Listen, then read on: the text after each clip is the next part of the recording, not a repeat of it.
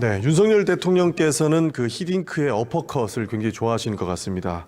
근데 윤석열 대통령의 리더십은 히딩크가 아니고 클리즈만이다. 이런 이야기가 있는 것 같습니다.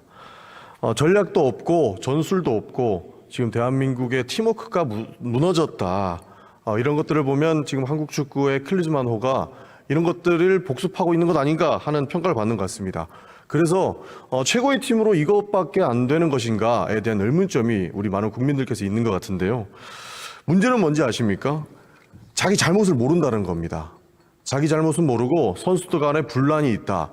그러니까 밑에 사람들이 잘못해서 이런 문제가 생기는 것이다 하고 쳐내버리는 게 문제라고 생각합니다. 윤석열 대통령께서 아무리 히딩크식 어퍼컷을 날린다고 하더라도 히딩크식 리더십이 안 떠오르는 것은 지금 대한민국의 정부가 다 각계전투하고 있는 것 아닌가. 그래서 경제가 무너지고 이렇게 살기 팍팍해지는 것은 아닌가 하는 평가가 있는 것 같습니다. 그래서 몇 가지만 여쭙겠는데요. 조금만 과거로 돌아가서 오송 참사에 대해서 한 번만 더 여쭙겠습니다.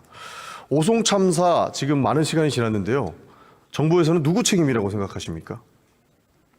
그 책임에 대해서는 지금 수사가 진행 중에 있습니다. 그렇죠. 오송 참사는 충북도 재난안전과장 도로사업소장만 기소당했습니다. 그리고 중대재해법상에 그리고 중대시민재해로 보이는 충북도지사, 청주시장, 행복청장은 아무 책임이 없습니다. 이렇게 관리 감독하는 사람들은 아무 책임지지 않고 또 이렇게 밑에 사람들만 기소하고 책임 묻는 것, 이거 윤석열 정부가 말하는 정의화 맞습니까? 네, 의원님께서 지금 책임을 말씀해 주셨는데요.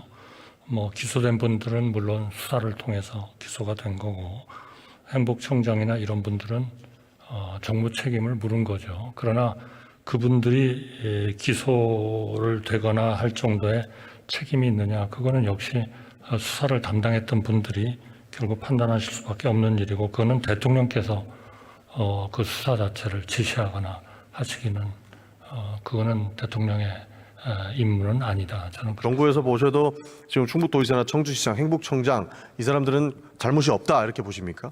정무적 책임을 물으신 거죠. 정무적 책임 어떤 거 물으셨습니까? 지금 그분들이 책임 있는 자세를 보인 사람이 없는 것 같은데요. 해임시키셨지 않습니까?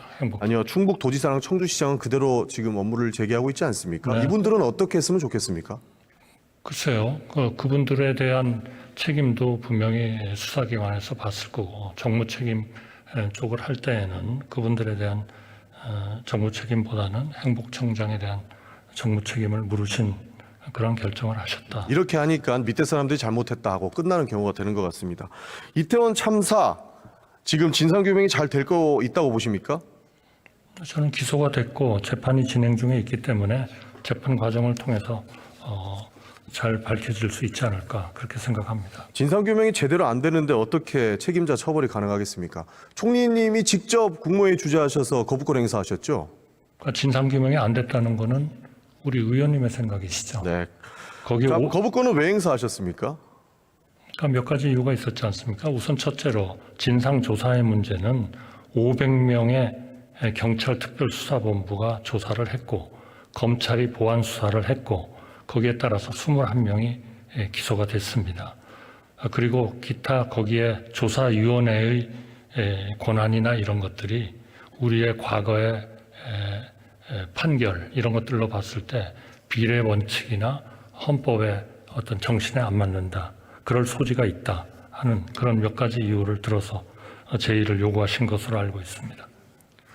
그러니까 제 생각으로 말씀해 주셨지만 진상규명이 잘 되고 있다라고 하는 것도 정부 측의 일방적인 주장 아닙니까? 아니 저는 지금 재판 과정을 거치고 있으니까 그거는 당연히 정부로서는 그 재판 과정을 지켜봐야 되는 거 아니냐. 그러니까 유가족들도 지금 진상규명이 필요하다고 말하는데 지금 정부 측에서는 누구 책임을 숨겨주고 하자 하는지는 모르겠지만 이 법을 거부권 행사하셨어요.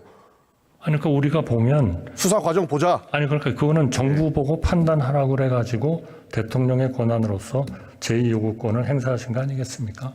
국민들이 봤을 때 총리님 저희가 판단하기에는 500명 정도가 그렇게 특별수사본부를 가지고 수사를 했고 재판에 넘겼고 그러면 그거는 수사에 있어서는 거부권을 제2요구권을 행사한 그 정부로서는 그 수사는 충분히 진상조사가 됐다. 또 결과가 다 수사 결과로서 좀 발표가 됐지 않습니까? 그러니까 답답한 게요. 우리 정부가 하는 수사를 믿고 맡겨달라 해서 맡겨봤더니 전혀 유가족들이 원하거나 국민들이 원하는 답을 가져오지 못했습니다. 그래서 더 진상조사가 철저하게 돼야 된다라고 해서 법을 발의했더니 수사 잘 진행되고 있고 진상규명 잘 되고 있는 것 같은데 왜 이런 법을 발의하느냐라고 하면서 거부권을 행사하신 겁니다. 아니 저는 그 가족들이 가지는 그런 마음 아픔 또 그런 그 정말 가족으로서 느끼는 그런 고통 이런 거 충분히 이해합니다. 그러나 지금 의원님께서 모든 국민들이 다 그렇게 보지 않고 있는데라는 그 말씀은 제가 좀 동의하기가 어렵습니다.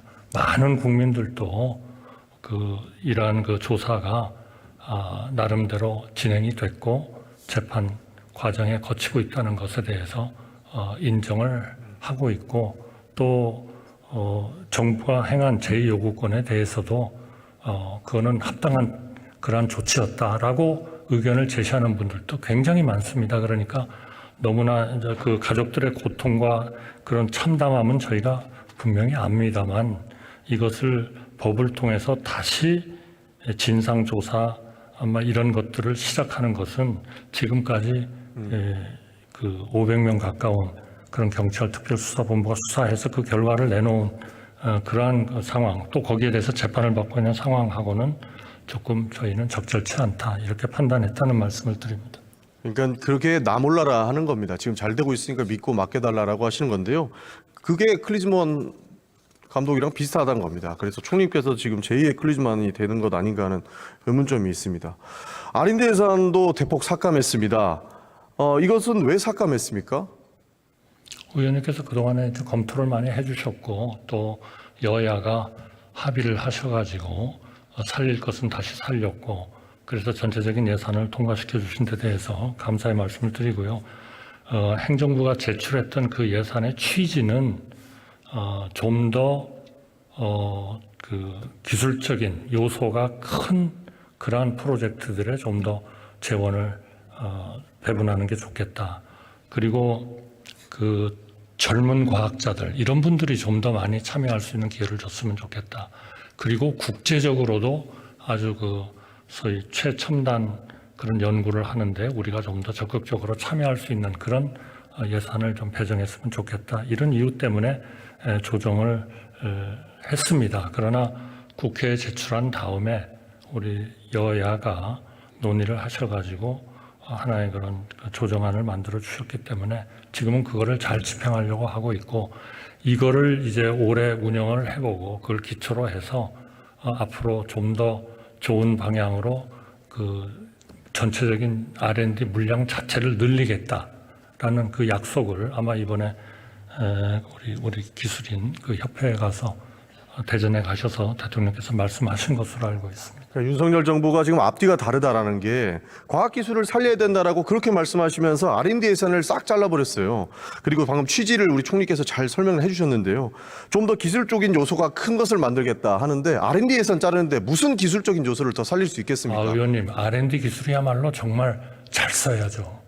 네. 수십조가 들어가는 돈 아닙니까? 네, 맞습니다. 그런데 R&D 예산을 좀 자르니까 저희가 문제 제기를 하는 거고 문제는 방금 말씀해 주신 자를 거를 자른 것으로 우리 여야가 최종적으로 합의를 해주셨다는 말씀을 드리는 겁니다. 젊은 과학자들을 말씀해 주셨어요. 맞죠? 젊은 과학자들이 더 활성화될 수 있게끔 해주신다고 방금 말씀 주셨지 않았습니까? 그런데 그 예산 짜는 거 보면 4대 과학기술을 학생 인건비 항목도 삭감했어요. 앞뒤가 너무 다른 것 아닙니까? 젊은 과학자들 양성해야 된다라고 하시면서 4대 과학자, 그러니까 4대 과학기술을 학생들 인건비까지 잘랐습니다. 그 학생들은 손가락 빨면서 공부해야 됩니까? 아니, 이번에 그 인건비에 대한 거는 우리 여야가 국회에서 합의하는 과정에서 다 좀 조치가 된 걸로 알고 있고요. 또 과기정통부가 지금 말씀드린 그 인건비 관계는 충분히 좀 그 보장이 되도록 그렇게 여러 가지 제도를 고친 것으로 알고 있습니다. 중요한 거는 30조 가까운 이 엄청난 우리 R&D 예산을 쓰는데 그 결과가 정말 좋아야지 R&D 펀드는 무조건 늘리기만 하면 좋다. 그거는 모든 나라가 그렇게 R&D 예산을 집행하는 것 같지는 않습니다. 고민을 그만큼 많이 하고 있다는 말씀을 드리겠습니다. 고민을 전혀 안 한 것 같은 게 인건비는 국회에서 조치를 했죠. 근데 행정부에서는 애초에 잘라온 거예요. 그러면 행정부에서는 애초에 이 뭐 과학기술자들의 인건비를 싹 잘라와 놓고 지금 국회에서 중액했으니까 상관없다? 이것은 너무 말의 앞뒤가 안 맞는 것입니다, 총리님. 네, 뭐 상관이 없다가 아니라 우선순위를 정부는 그렇게 정했었습니다만 우리 국회에서 여야의 합의에 의한 그런 그 의견 조정에 정부도 동의하고 그렇게 집행하고 있다는 말씀을 드립니다. 그렇죠. 과학기술계에서는 왜 애초에 R&D에서는 왜 잘랐냐 하는 질문이 있는 겁니다. 정부가 많은 고민을 했다고 하는데 과학자들은 아무리 고민을 해도 이런 결과를 만들 수 없다라고 하는 말씀들이 있으시니까 정부께서는 잘 수용해 주셔야 된다. 저는 이런 말씀을 드리고 싶습니다. 그렇게 해주시겠습니까? 네. 또 하나 여쭙겠습니다. 그 부산 엑스포 유치를 실패하셨습니다. 이 책임은 누가 집니까? 정말 가슴 아픈 일이고 정말 아쉽습니다. 그러나 정부로서는 최선을 다했고 그리고 또 그런 과정에서 우리가 전 세계 약 100, 전체 회원국은 한 187개 됩니다만 그중에 많은 국가들하고 우리가 협력할 방안들 이런 것들을 많이 저희가 좀 새로이 그 기회를 발견한 부분이 많다. 그런데 지금 의원님께서 또 누가 책임을 져가지고 이걸 어떻게 해야 되느냐. 최선을 다했으면은 그거는 뭐 다른 또 기회를 본다든지 또 거기서 얻은 거를 우리가 더 활용을 한다든지 그런 쪽으로 가는 것이 옳지 않겠냐 그렇게 생각합니다. 왜 책임을 묻냐면요. 윤석열 정부 들어오고 나서 잘하면 윤석열 대통령이 잘했다 그러고 잘 못하면 니네들이 잘못했다고 해요. 그러니까 이 책임 소재는 명확하게 가려봐야 되는 것 아닌가 하고 말씀을 드린 거고 지금 결과는 119대 29입니다. 이거 지금 몇 개국을 돌았습니까? 엑스포 유치하기 위해서 우리 정부 대표단이요. 아마 전체적으로 한 130개국을 돌았을 겁니다. 그렇죠. 예산은 얼마나 쓰셨습니까?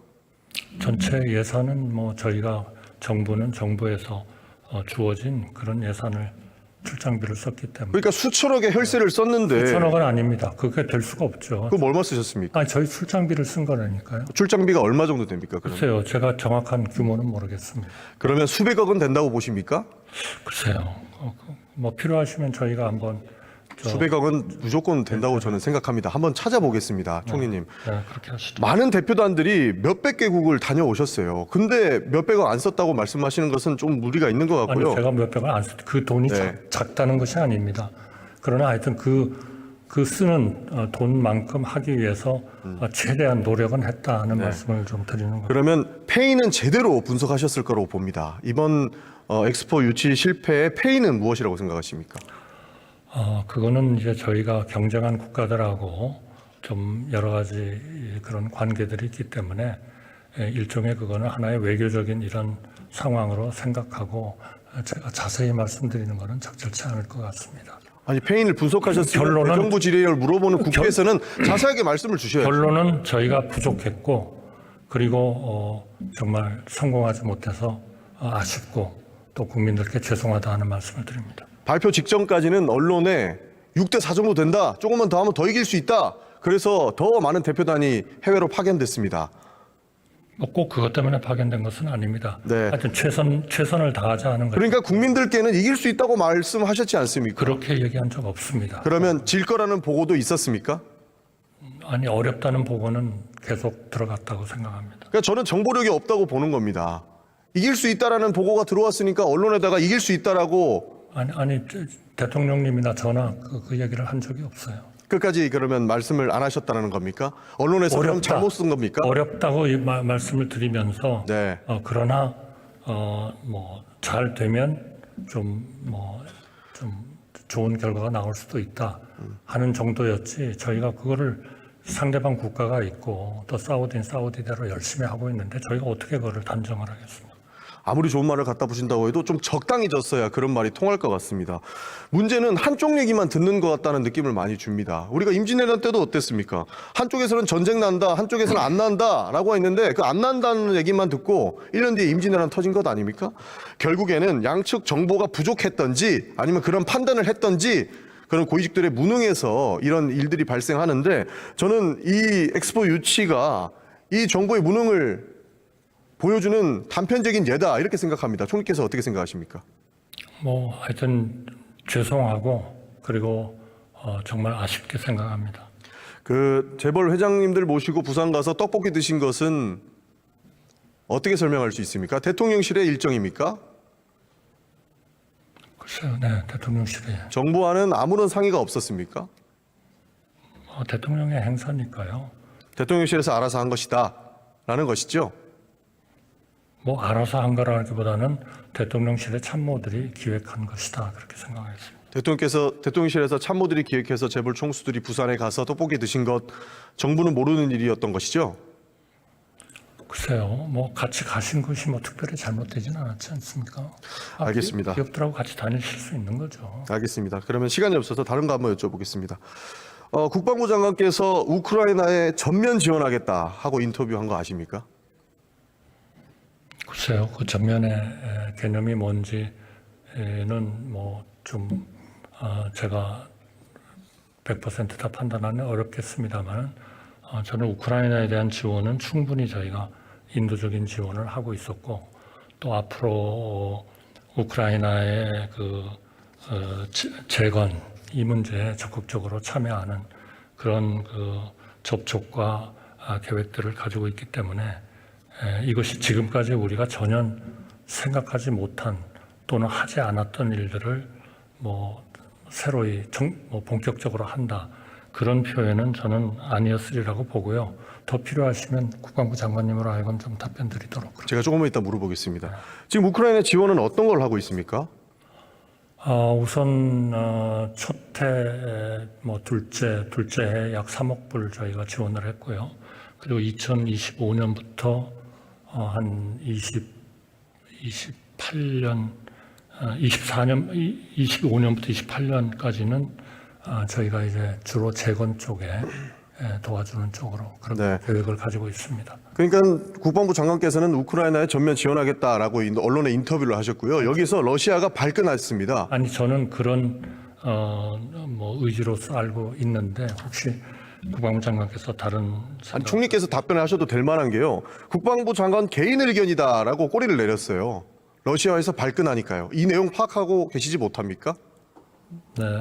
하여튼 제가 아는 것은 그렇다는 말씀을 드립니다. 아니 국방부 장관이 개인 의견을 언론 인터뷰를 얘기했다고 말씀하신 것 같은데 우리 안보에 지장을 주는 발언을 했습니다. 장관은 지금 한 개인이 아니지 않습니까? 그런데 이런 발언을 했다 그러면 그거 개인 의견이다라고 정부에서 발표해버리면 그러고 끝난 겁니까? 글쎄요. 그거는 뭐 국방부 장관께 한번 여쭤보시면 좋겠습니다. 아니 정부에서 개인 의견이라고 이야기를 했다니까요, 총리님. 국방부 장관께서는 인터뷰를 하셨고요. 그 인터뷰를 하신 내용을 보고 러시아가 발끈하니까 정부에서 급하게 나와서 국방부 장관의 개인 의견이다라고 말씀하셨습니다.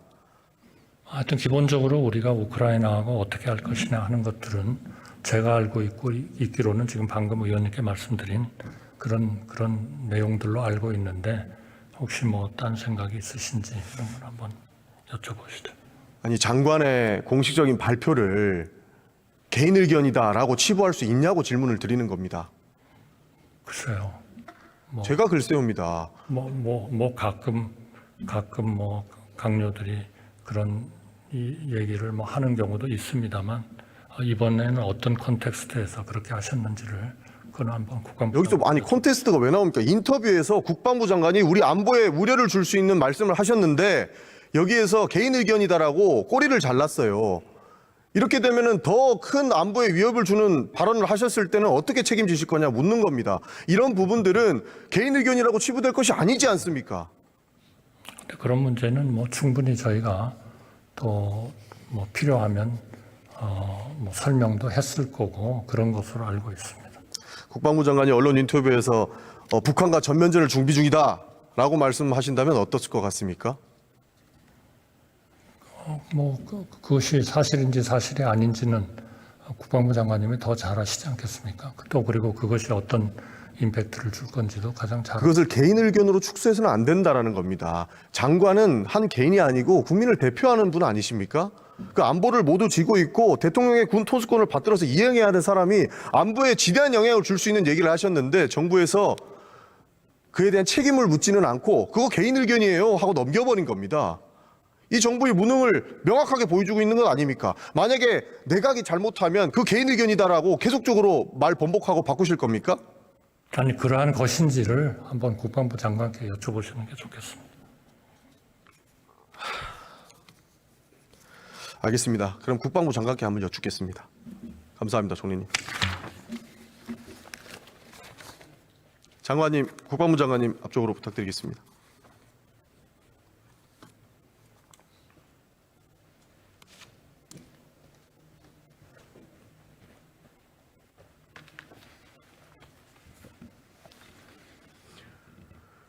장관께서 인터뷰 직후에 국방부 장관 개인의 의견이다라고 한 건 누가 했습니까? 의원님께서는 인터뷰 전면을 전혀 안 보시고 특정 부분만 잘라서 지금 사실을 왜곡하고 있습니다. 아니 러시아가 발끈했지 않습니까? 이미 아니요, 안보에 러시아가 대한 왜곡해서 발끈한 거죠. 러시아가 왜곡해서 그럼요. 발끈해서 그때 그날 인터뷰는 네. 제가 국회의원 시절에 같은 기자가 저에게 와서 우크라이나에 대한 지원을 좀 더 확대하는 게 어떠냐. 저는 그게 찬성한다. 그래서 이제 다시 그 기자가 왔습니다. 그때 입장이 그대로냐? 개인적으로는 입장이 그대로지만 난 정부 국방부 장관으로서 정부의 방침을 존중한다. 그렇게 대답을 했습니다. 그럼 그게 뭐 잘못된 일입니까?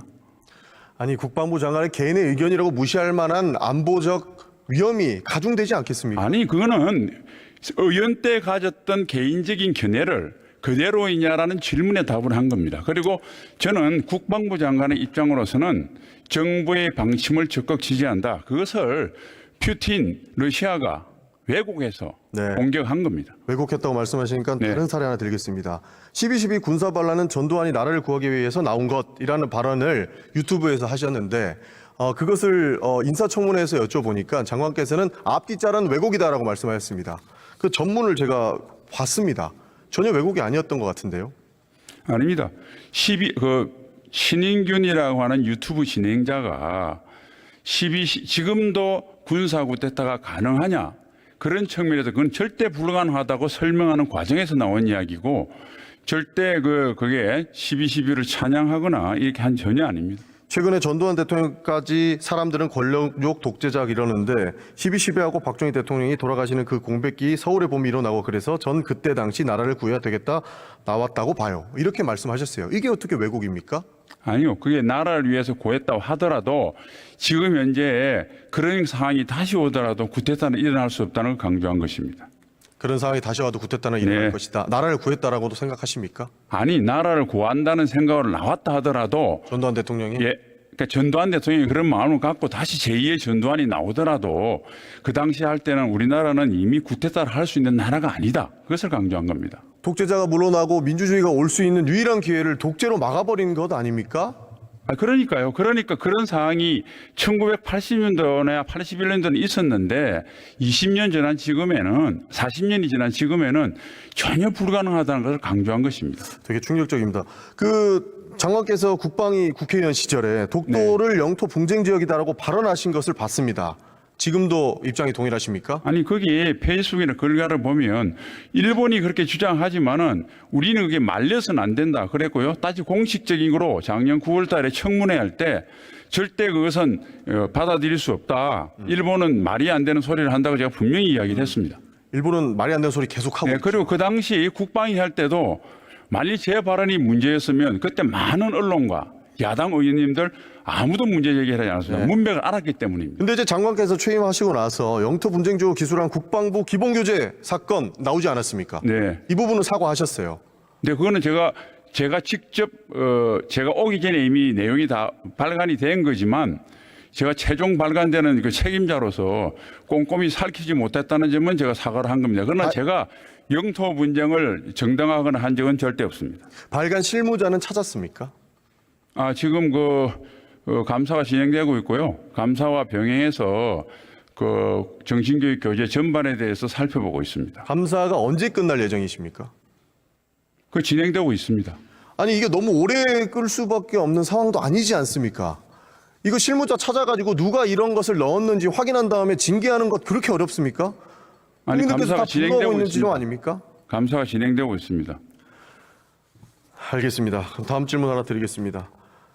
대한제국이 일제 감정기보다 행복했다고 확신할 수 없다 말하신 것, 이런 부분은 어떻게 보십니까? 아니, 우리나라가 일본을 비판하는 건 당연히 해야 되지만 우리가 일본에게 양육 강식의 제국주의 시대 때 부국 강경을 하지 못해서 일본에게 나라 뺏긴 것을 우리가 뼈저리게 교훈을 삼자는 뜻으로 이야기를 했습니다. 그 역시 전체를 보면 그런 뜻이라는 걸 알 수 있습니다. 장관께서 하시는 말씀이 굉장히 좀 친일적인 발언이다 이렇게 생각하시지는 않으십니까? 네? 친일적인 발언이다 이렇게 친일적인 발언이요? 예. 친일한 적이 없습니다. 그런 발언이 아니라고 생각하시는 저는 공개적인 자리에서 여러 번 일본의 행위에 대해서 비판을 했고요.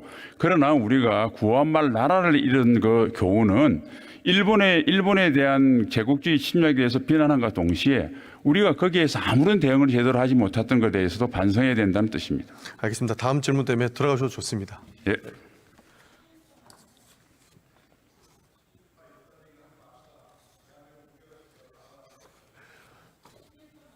네, 외교부 장관님 앞으로 나와 주십시오.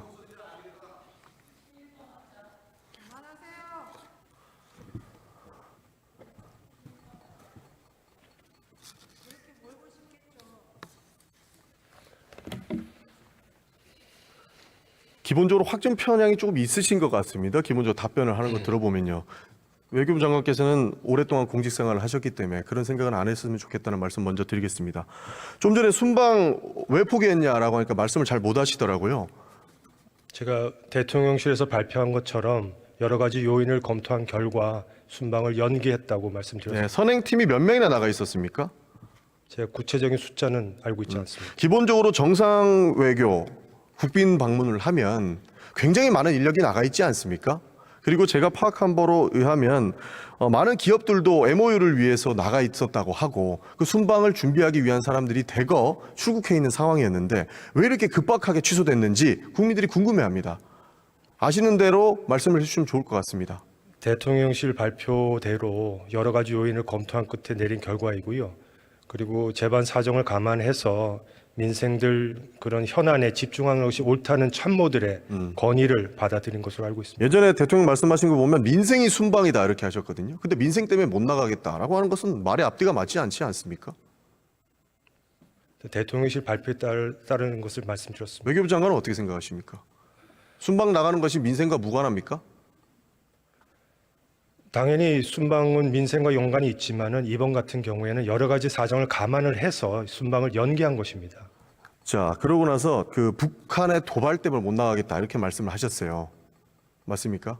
그렇게 얘기하지 않았습니다. 북도발과 관련이 없다고 말씀하셨습니까? 지금 안보 상황 때문에 못 나가겠다는 대통령의 저희는 그렇게 말씀드린 적이 없고요. 대통령실 발표에 따르면 네. 여러 가지 요인을 검토했다고 했고 민생에 집중하는 것이 옳다는 참모들의 판단이 있었다고 발표를 했습니다.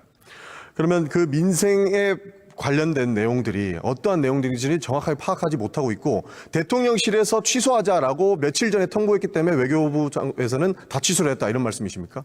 취소가 아니라 연기입니다. 언제 갑니까 또? 그건 이제 앞으로 그게 취소죠. 언제 갈지 상대- 모르지 않습니까? 상대국들과 다시 협의를 할 것이고요. 지난 화요일에 정상 간 통화에서도 저희 측에서 정중하게 양해를 구했더니 상대 측에서 앞으로 순방 일자를 다시 편리한 시기에 다시 잡아보자는 얘기를 했습니다. 그러니까 민생 일정이라고 해놓고 사실 기업이 현지 미팅 다 잡아놓고 MOU 준비하고 숙소 방문 일정 모두 다 예약했는데 돌연 취소했습니다. 이거는 외교적 결례 아닙니까?